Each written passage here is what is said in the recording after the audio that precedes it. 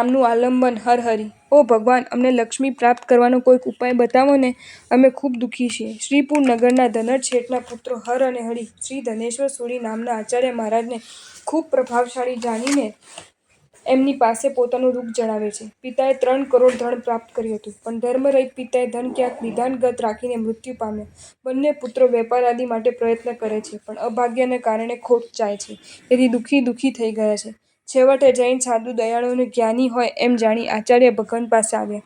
આચાર્ય મહારાજ કહે છે, અમે અર્થ કામ ઉપાર્જનની વાતો કહેતા નથી, કારણ કે એમાં ઘણું પાપ છે. તમારે જો દુઃખ મુક્ત થવું હોય તો મુક્તિ સુખ આપનાર ધર્મમાં ઉદ્યમ કરો. હર અને હરિ બોલ્યા, ગુરુદેવ, નિર્ધન એવા અમે શું ધર્મ કરીએ? આચાર્ય ભગવંતે કહ્યું, શત્રુંજય ગિરિનો મહિમા અનંત છે, અને દાન ધર્મથી અધિક શીલ આદિ ધર્મ છે.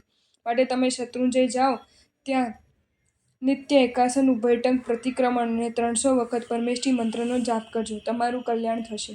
ગુરુદેવની વાણી સ્વીકારીને હૈયામાં બહુમાન ધરતા બંને ભાઈઓ શત્રુંજય આવ્યા અને વિધિપૂર્વક ગુરુએ કહેલું સર્વ કરતા મળીને પ્રથમ દેવલોકમાં ગયા. ત્યાં અવધિ જ્ઞાનથી પોતાનો પૂર્વભાવ સંભાળી શત્રુંજય ગિરિની ભક્તિ કરવા આવ્યા.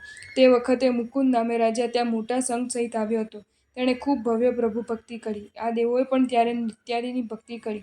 પછી બધા ત્યાં કોઈ કેવલજ્ઞાની મહાત્મા બિરાજમાન હતા તેમની પાસે દેશના સાંભળવા ગયા. દેશનાના અંતે દેવોએ પૂછ્યું, અમારી મુક્તિ ક્યાં થશે? કેવલીએ કહ્યું, અહીં સિદ્ધગિરિ ઉપર જ તમારો મોક્ષ થશે. દેવો બોલી ઉઠ્યા, અહો!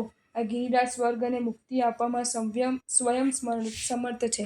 અહીં સર્વ સુખો સિદ્ધ થાય છે, તેથી આ સિદ્ધ પર્વત છે. આ રીતે શત્રુંજયનું સિદ્ધ પર્વત નામ થયું. સ્વર્ગથી ચવીને બંને દેવો મનુષ્ય થઈ સંયમ લઈ સિદ્ધ પર્વત ઉપર મોક્ષે ગયા. ઇતિ સિદ્ધ પર્વત નામીન દેવયુગમ કથા.